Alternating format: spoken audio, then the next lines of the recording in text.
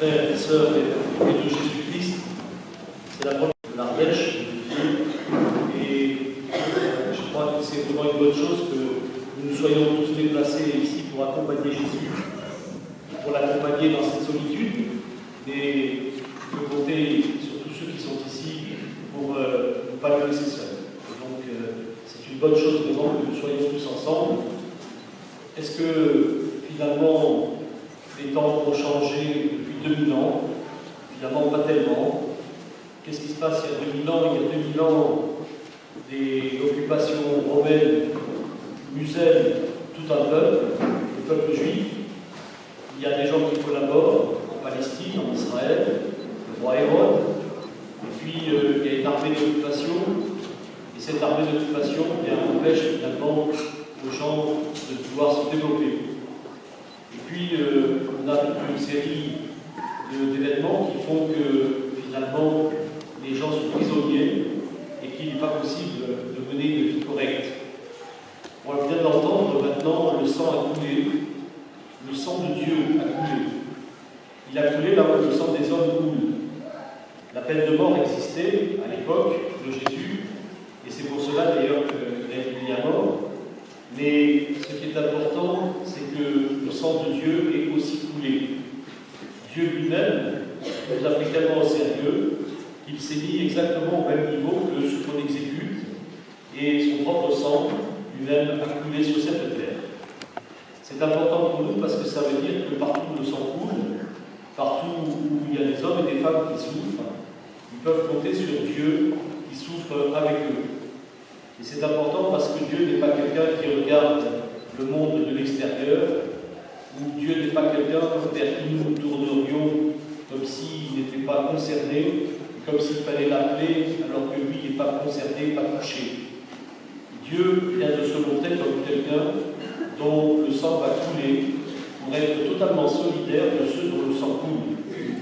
Et aujourd'hui, nous sommes obligés de penser à tous ceux dans le monde dont le sang coule. Non seulement ces pauvres gens qui sont morts il y a quelques jours en Belgique, mais aussi tous ceux qui sont en train de mourir actuellement et qui ne sont pas sous le feu des médias, actuellement sous les bombes, en Syrie, en Irak, en Libye, en Somalie, etc. On pourrait tellement faire une litanie de gens qui sont à cette heure-ci en train de mourir dans le sang.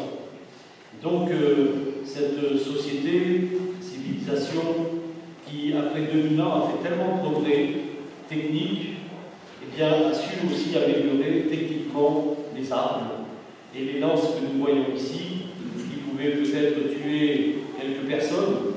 Eh bien, nous avons fait d'énormes progrès en pouvant faire que beaucoup de gens soient tués d'un seul coup.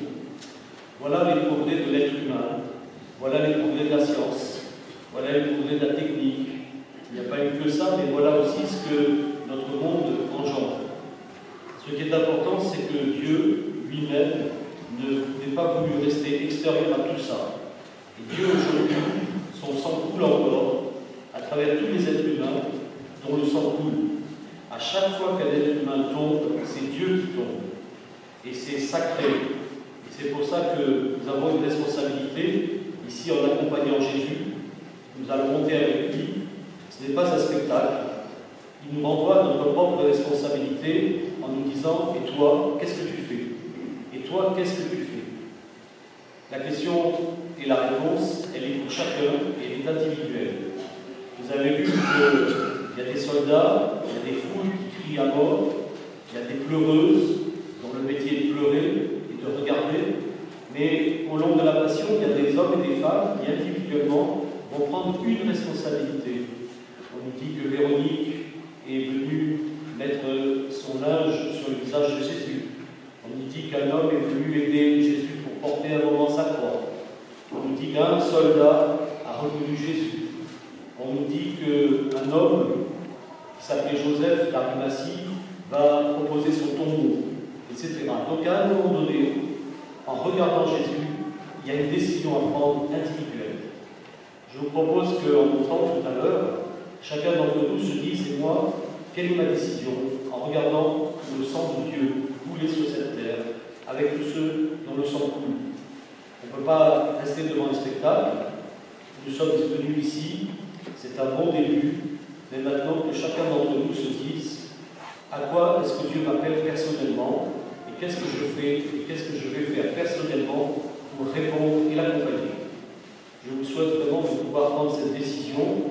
Nous aurons du temps jusqu'au sommet et nous aurons donc tout le temps qu'il faut pour nous remettre en vérité. Pour terminer, c'est ce que disait Jésus au moment de son procès, quand Pilate lui dit « Mais qu'est-ce que c'est que la vérité? Qu'est-ce que c'est que la vérité ?» Eh bien Jésus dit « Moi, je suis venu rendre témoignage à la vérité. » La vérité, c'est quoi? La vérité, c'est de prendre une décision. Peut-être pas idéale, mais une décision. Quelle est ma vocation? Qu'est-ce que je vais faire? Qu'est-ce que je vais répondre à un Dieu qui nous a tellement pris au sérieux de son propre sang à couler? Et moi, mon sang, qu'est-ce que j'en fais?